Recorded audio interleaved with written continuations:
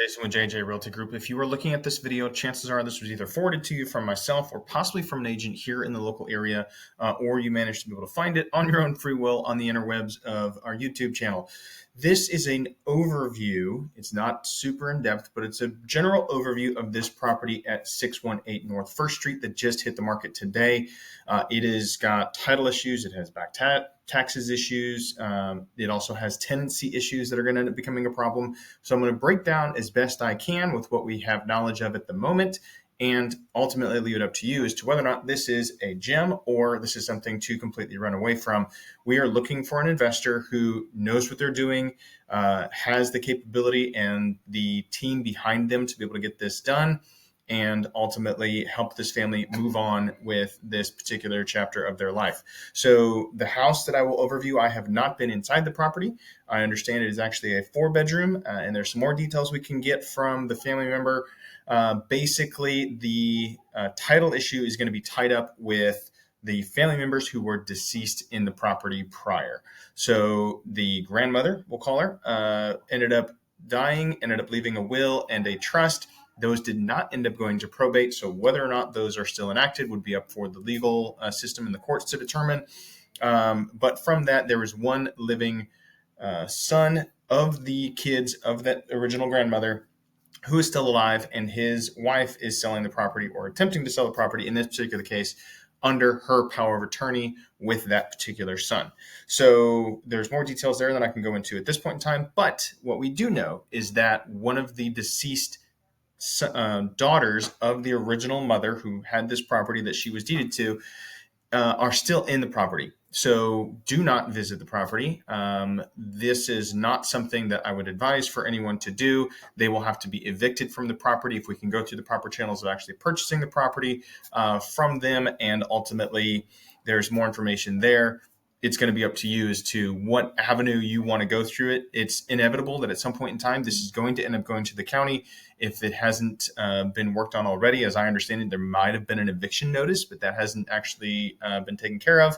There's no sheriff's deed on it yet, but we can see about getting that taken care of as well.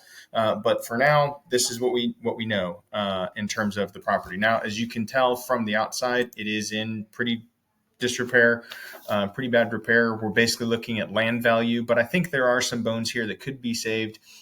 We do have foundation problems that we can probably see here from this. Now, these photos were just taken from my truck, but the property here does have, it sits on a corner and it sits right next to a commercial area, which I'll show you here in a second.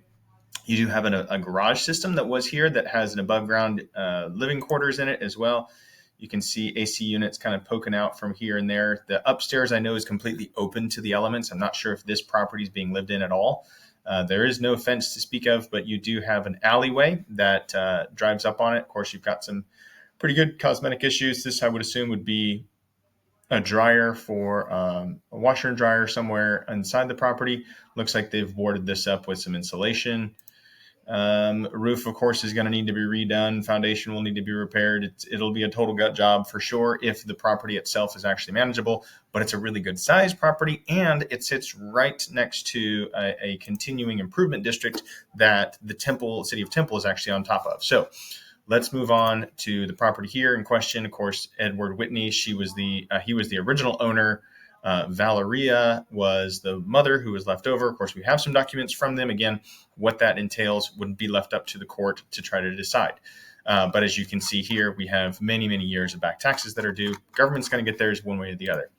So in terms of its location, it's really pretty good because it's decently close to downtown area, which is undergoing a current resurgence for Temple area.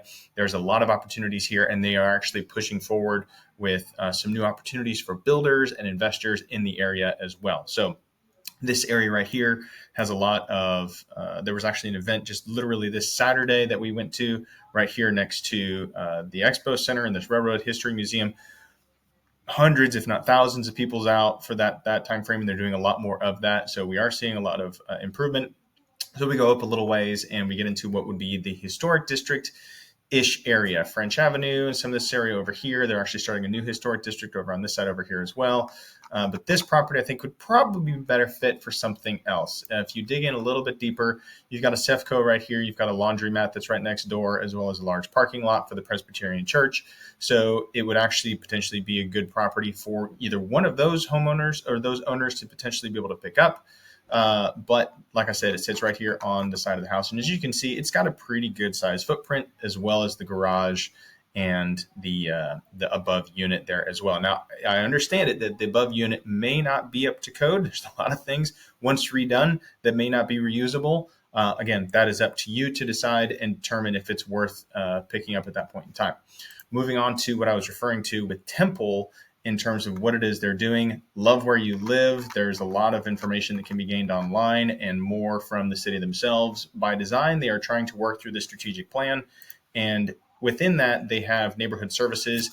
And the last meeting that I had with Temple, they were trying to build templates, blueprints that basically any builder could pick up. It was designed for what the area wanted to be able to do, and it was about as turnkey as you could get it in terms of all of the approved blueprints from an engineering standpoint and things like that. You could pick it up, drop a house right there, and it fits within the construct of what it is they're trying to do.